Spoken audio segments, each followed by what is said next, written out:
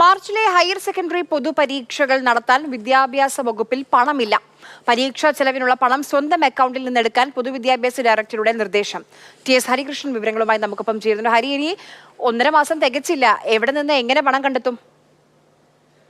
മുൻപ് ഈ പരീക്ഷകൾ നടത്തുന്നതിന് പണം നേരത്തെ കൂട്ടി തന്നെ സ്കൂളുകൾക്ക് അനുവദിക്കുമായിരുന്നു. പരീക്ഷ കഴിഞ്ഞ തുക അധികമുണ്ടെങ്കിൽ അത് മടക്കി നൽകിയാൽ മതിയാകുമായിരുന്നു. എന്നാൽ ഇത്തവണ അങ്ങനെയല്ല. 1ഉം 2ഉം വർഷ ഹയർ സെക്കൻഡറി പരീക്ഷകളും ഇംപ്രൂവ്മെന്റ് പരീക്ഷയും നടത്താൻ വിദ്യാഭ്യാസ വകുപ്പിൽ പണമില്ല എന്നുള്ളതാണ് ഇപ്പോൾ വരുന്ന ഏറ്റവും പ്രധാനപ്പെട്ട കാര്യം. പരീക്ഷ നടത്തുന്നതിനായി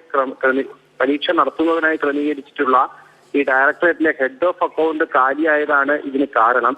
അതുകൊണ്ട് ഇപ്പോൾ തീരുമാനിച്ചിരിക്കുന്ന എന്ന് പറയുന്നത് സ്കൂളുകളിൽ മറ്റാവശ്യങ്ങൾക്കായി നീക്കിവെച്ചിട്ടുള്ള PD അക്കൗണ്ടിൽ നിന്ന് പണമെടുത്ത് പരീക്ഷ നടത്തണമെന്നാണ് പൊതുവിദ്യാഭ്യാസ ഡയറക്ടറുടെ നിർദ്ദേശം. അതായത് സർക്കാരിൽ നിന്നും ഫണ്ട് ലഭിക്കുന്ന മുറയ്ക്ക് PD അക്കൗണ്ടിൽ തിരിച്ചടച്ചാൽ മതിയെന്നാണ് പൊതുവിദ്യാഭ്യാസ ഡയറക്ടർ ഇറക്കിയ സർക്കുലറിൽ പറയുന്നത്.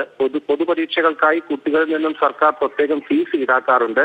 ഇങ്ങനെ ഈടാക്കുന്ന പണം ഡയറക്ടറേറ്റിലെ ഹെഡ് ഓഫ് അക്കൗണ്ടിലാണ് വരിക. എന്നിട്ടും ഈ പണം പരീക്ഷ നടത്തിപ്പിനായി തികയുന്നില്ല എന്ന് പറയുന്നതിൽ ദുരൂഹതയുണ്ടെന്ന് ചില അധ്യാപകരും വാദിക്കുന്നുണ്ട്. ശരി, എന്തായാലും കുട്ടികളുടെ ഭാവിയാണ്. എത്രയും പെട്ടെന്ന് ഇതുമായി ബന്ധപ്പെട്ട് ഒരു വ്യക്തത വരുത്തട്ടെ. കാരണം എങ്ങനെ, ഏത് രീതിയിൽ, കാരണം ഇനി വളരെ കുറച്ച് സമയം മാത്രമേ പൊതുപരീക്ഷയ്ക്ക് ബാക്കിയുള്ളൂ എന്നുള്ളതാണ്.